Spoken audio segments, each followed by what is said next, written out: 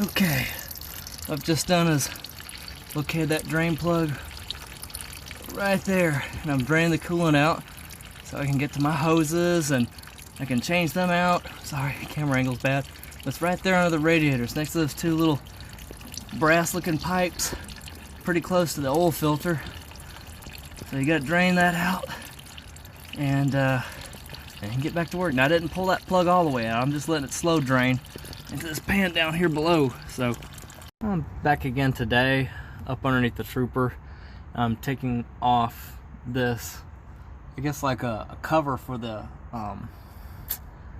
oil filter, and I want to get to that radiator housing and try to drain the radiator so that way we can continue on with the work and not have to worry about coolant leaking everywhere. The radiator is draining, as you can see way down there it's still draining. I'm gonna go ahead and disconnect a few of these hoses. Now the main one I'm gonna disconnect right now, this really cracked one's underneath the throttle body. Just pulls right off because it's not on there that good. It's pretty deteriorated.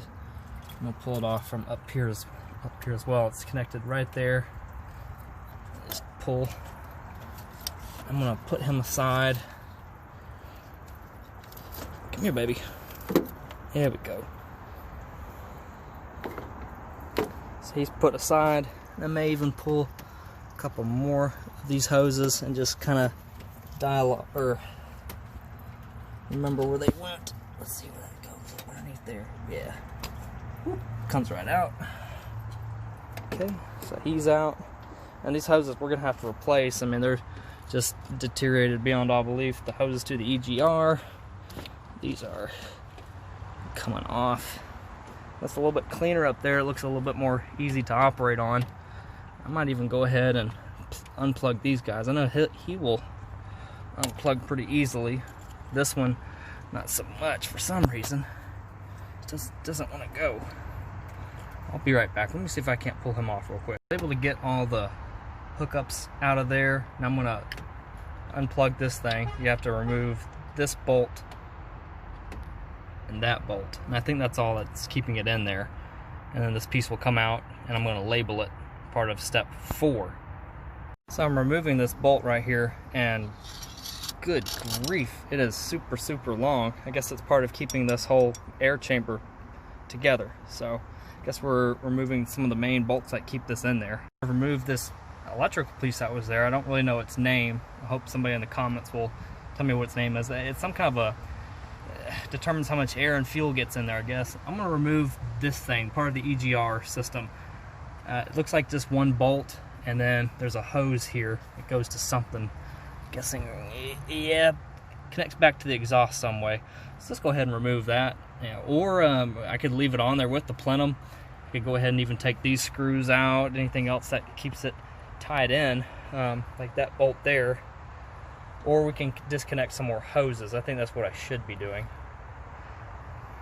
I think I'm going to do, instead of disconnecting this, is disconnect this hose. And probably going to leave this on top of this and just pull that out. But the main goal here is to probably remove a few more of these hoses first, then that throttle cable. Next thing I did was actually disconnect this hose from this piece right there, and that's looks like your fuel intake.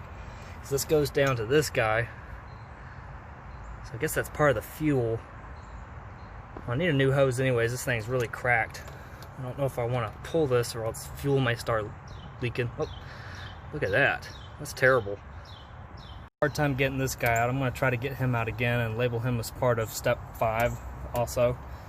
So let me see if I can pull him out. I just gotta do this little clip here and pull him out of this piece, and that should get him out of there. That's part of the coolant some way. I've tried pulling on it and pulling on this thing, and I think what I'm gonna have to do is just cut it, because I'm gonna replace this hose anyway, so I'm just gonna have to cut it out of here. Just pulled this whole piece out, and I'm gonna label this actually as part of step 2, because I remember that's what all this was part of. And it goes inside this hole. This end does. This end goes to the PCV valve, and that goes, or no, this went to, shit, I don't remember. That goes into part of the throttle body some way. Okay, my next step is to disconnect the throttle from all that. and let it free hang so we can get to the air chamber. What I did was just unscrew this side from that, and that way this will pop out like that. I'm not really sure how to disassemble that piece or how to get that out, but the throttle body is probably just gonna have to free hang in here with the throttle cable. I don't really want to try to take that apart. I mean, there's plenty of storage space inside here to just hang the throttle body. You know, I've already cleaned this thing before. I mean, if you look inside there, it looks squeaky clean for, you know, what it is. So I'm going to disconnect the throttle body. There's a bolt right there. And there's another bolt right there. There's another one underneath and another one up underneath it.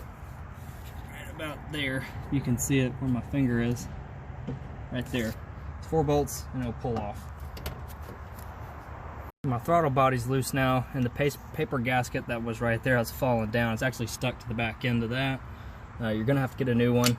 It's stuck on this hose, so I'm gonna go ahead and disconnect that hose. And it's also being pulled by the throttle cable, of course. If I can figure out how to disassemble that, I will, and I will, of course, make a video of that. But let me go ahead and disconnect that and see if I can't just let this hang someplace else in the engine bay.